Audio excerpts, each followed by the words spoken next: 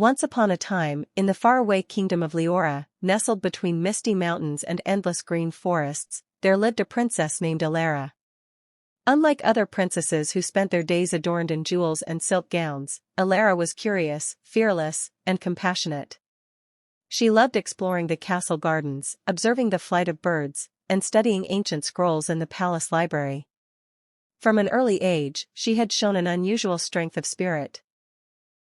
She would climb trees to rescue stranded birds, mix herbs to heal the wounded, and ask questions that made the scholars frown in awe. Alara's father, King Alaric, ruled wisely, and the kingdom prospered. But far beyond the borders of Leora, envy and greed festered. A ruthless warlord named Baron Drax ruled the neighboring land of Karath. Drax was ambitious, cruel, and cunning, and he desired Leora's wealth and beauty. For years, he watched the kingdom from afar, planning the perfect moment to strike. One moonless night, Drax's army, silent as shadows, crossed into Leora. They stormed the castle gates, cutting down guards and burning everything in their path. The castle, which had stood for centuries, trembled under the onslaught. Alara, brave even in terror, attempted to rally the palace guards, but the enemy was too many. With a cruel laugh, Drax personally captured Princess Alara and carried her away to his hidden fortress deep within the mountains, a place no one had ever returned from. Her cell was dark, damp, and cold. The walls, carved from black stone, seemed to swallow every glimmer of hope. Her only companions were the faint drip of water and the heavy, echoing footsteps of the guards. For the first time, fear clawed at her heart. Yet Alara refused to surrender. Whispering to herself in the dark, she said, "I will not break. I will not bow. I will find a way." And with that, the seed of resilience began to grow. At first, the days were unbearable. The food was meager, the water thin, and the silence heavy. Alara spent hours tracing the cracks in the stone, counting each step of the guards, and memorizing the small details of her cell. Every moment of observation became a lesson. Every shadow, every sound, became a clue. Slowly, she realized that survival required more than bravery, it required patience, intelligence, and careful planning. Alara began to train herself in secret.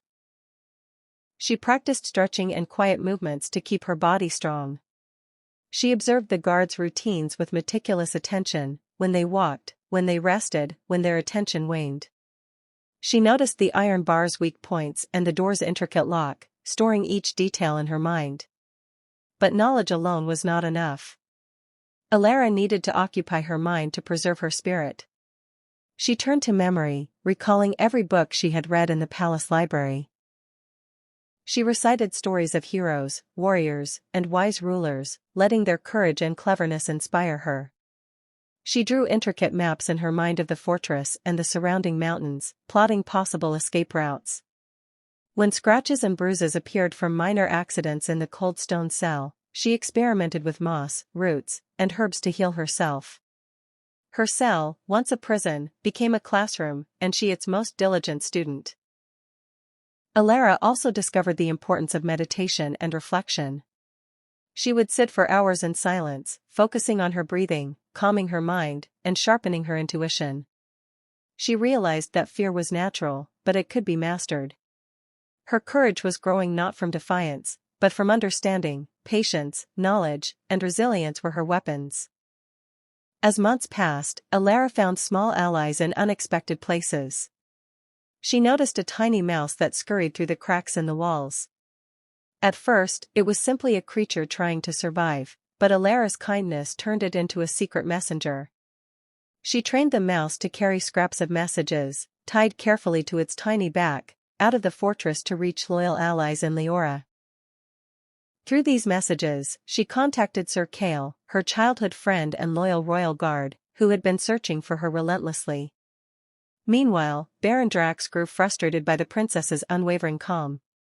He often visited her cell, trying to break her spirit with threats, lies, and isolation. Yet Alara's mind remained unshaken. She listened carefully, noting his weaknesses, the guard's loyalties, and every secret passage in the fortress he casually mentioned.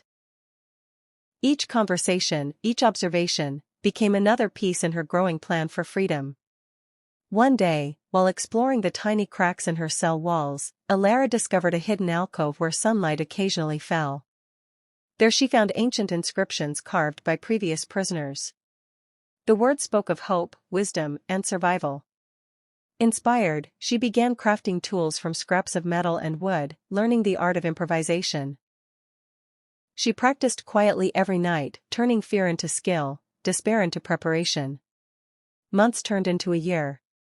Alara's determination and intelligence had transformed her. She was no longer a captive princess, she had become a strategist, a healer, and a survivor. Her patience was legendary, her courage unbreakable. Yet, she knew that knowledge without action would not set her free. She needed to escape, but carefully, without endangering the villagers who had been imprisoned alongside her. The opportunity came on a stormy night, when the winds howled through the fortress and the guards, distracted by the raging weather, grew careless. Using the tools she had crafted, Alara silently unlocked her cell door. She moved like a shadow, avoiding the guards and freeing her fellow prisoners, teaching them courage as she went. Her movements were precise, her mind focused. Every step was calculated, every breath a testament to months of preparation. She led them through hidden corridors, past traps and pitfalls, relying on her memorized maps and instincts. The tiny mouse guided them through secret passages, and small signals she had left earlier ensured that loyal allies were waiting outside. When they reached the fortress's edge, the cliffside loomed below, treacherous and slick with rain. Yet Alara held firm. She lowered the prisoners carefully with ropes she had fashioned and descended herself with unmatched skill. Reaching the forest below, Alara and the villagers moved cautiously, knowing that Drax's soldiers would pursue them.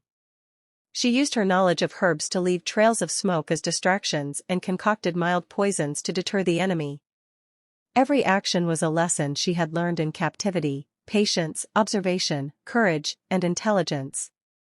Days later, they arrived at the kingdom's borders, where the remaining loyal guards awaited.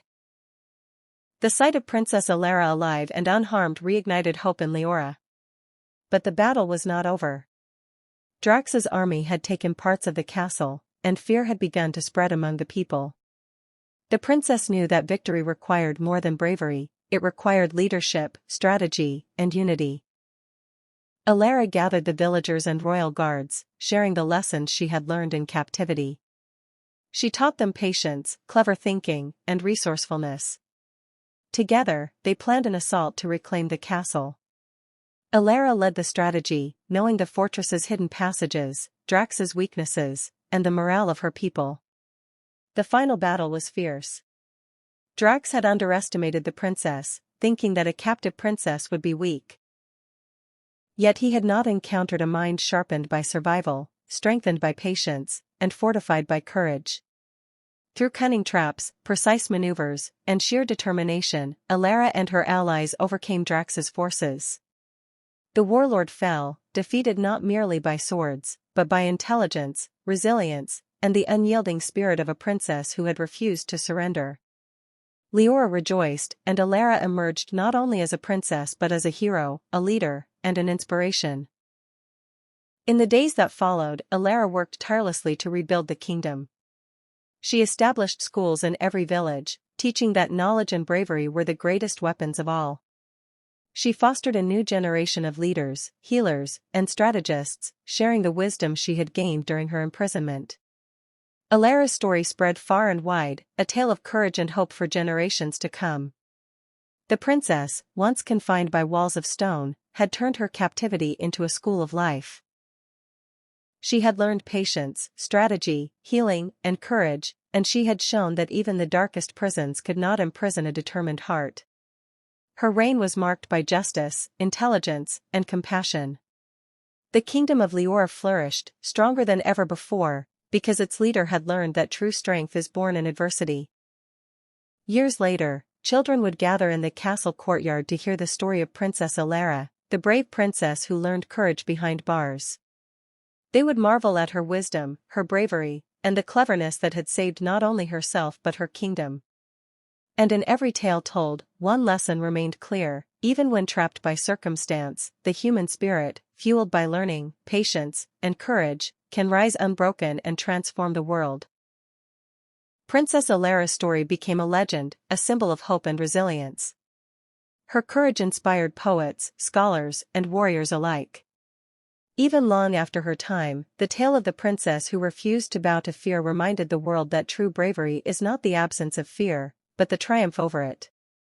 And so, Leora remained a kingdom of wisdom, hope, and courage, forever shaped by the princess who turned her captivity into a path of enlightenment and victory.